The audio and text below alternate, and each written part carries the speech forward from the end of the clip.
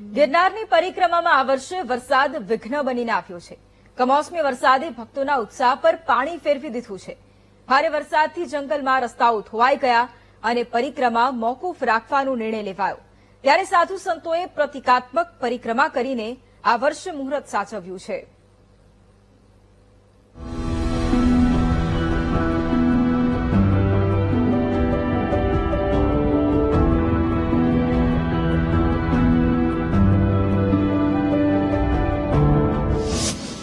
गिरनार परिक्रमाનું મુહૂર્ત સચવાયું। સાધુ સંતોએ પરંપરા જાળવવા પ્રતિકાત્મક યાત્રા શરૂ કરી। હર હર મહાદેવ અને જય ગિરનારીના નાદથી વાતાવરણ ગુંજી ઉઠ્યું।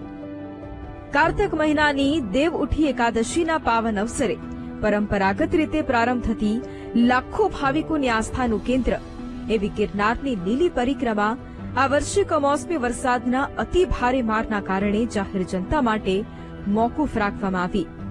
લાખો શ્રદ્ધાળુઓની સલામતી અને સુવિધાને સર્વોચ્ચ પ્રાથમિકતા આપીને જિલ્લા વહીવટીતંત્ર, સાધુ સંતો અને પદાધિકારીઓએ સર્વસંમતિથી આ નિર્ણય લેવો પડ્યો। જો કે ધાર્મિક પરંપરા જળવાઈ રહે તે માટે દેવ દિવાળીની મધ્યરાત્રિએ વિધિવત પૂજન અર્ચન સાથે પ્રતિકાત્મક મુહૂર્ત કરવામાં આવ્યું।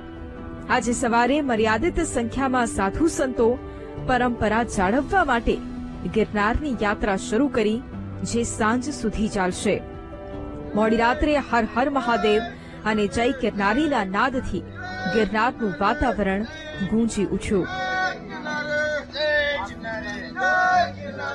ગરવા ગિરનારની આ પવિત્ર ગોદમાં કાર્તક સુદ એકાદશીએ આપણે ગિરનારની લીલી પરિક્રમા હર વર્ષની જેમ થાય છે, એમ આ વર્ષે પણ આપણે જાણીએ છીએ કે આ વર્ષે થોડું વરસાદનું વિઘ્ન આપણે બધા નડ્યું છે।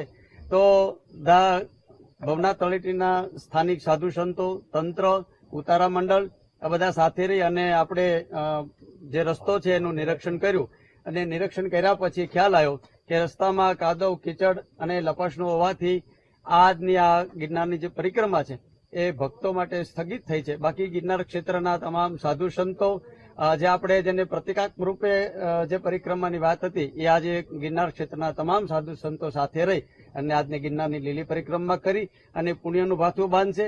આજે કાર્તક સુદ 11 ગિરિવર ગિરનારની પ્રતિકાત્મક જે લીલી પરિક્રમા કરવાનું નક્કી થયેલું તે મુજબ ગિરનાર ક્ષેત્રના સાધુ સંતો સાથે આજે ગિરિવર ગિરનારની લીલી પરિક્રમા શરૂ કરવામાં આવી છે। સાંજે આદરણીય કલેક્ટર શ્રી, એસપી સાહેબ અને વન વિભાગના અધિકારીઓ, પદાધિકારીઓ, સાધુ સંતોની હાજરીમાં એનું મુહૂર્ત કરવામાં આવ્યું અને વિધિવત રીતે અત્યારે એક દિવસમાં પૂર્ણ કરી સાધુ સંતો પાસે આપણી સનાતન પરંપરા છે એ સાચવશે। પરિક્રમાનું ધાર્મિક મહત્વ અને મુહૂર્ત જાળવવા માટે રાત્રે 12 વાગ્યે ભવનાથ તળેટી સ્થિત રુદ્રેશ્વર જાગીર ભારતી આશ્રમ પ્રવેશ દ્વારથી વિધિવત રીતે પ્રારંભ કરાયો હતો। પરંપરા મુજબ સૌપ્રથમ ભગવાન ગુરુ દત્તાત્રેયનું પૂજન કરવામાં આવ્યું હતું। બાદમાં દીપ પ્રાગટ્ય કરી અને શ્રીફળ વધેરીને શુભ મુહૂર્ત કરવામાં આવ્યું।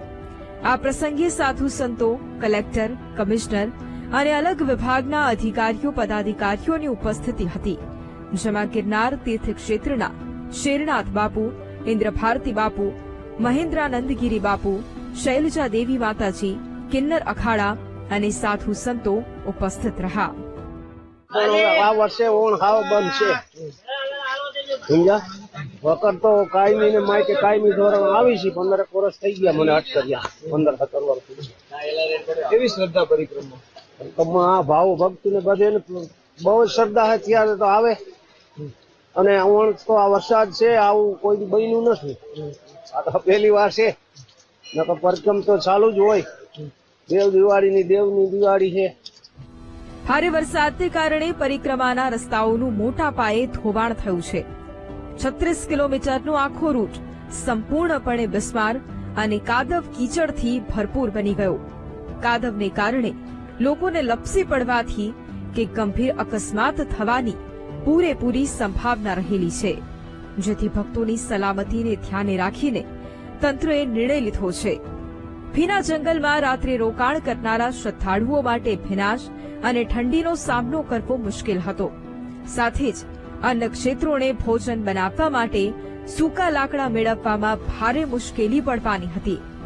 આ પરિસ્થિતિના કારણે જાહેર જનતા માટે પરિક્રમાના દ્વાર સંપૂર્ણપણે બંધ કરવામાં આવ્યા છે. Bureau report, VTV news, Junagadh.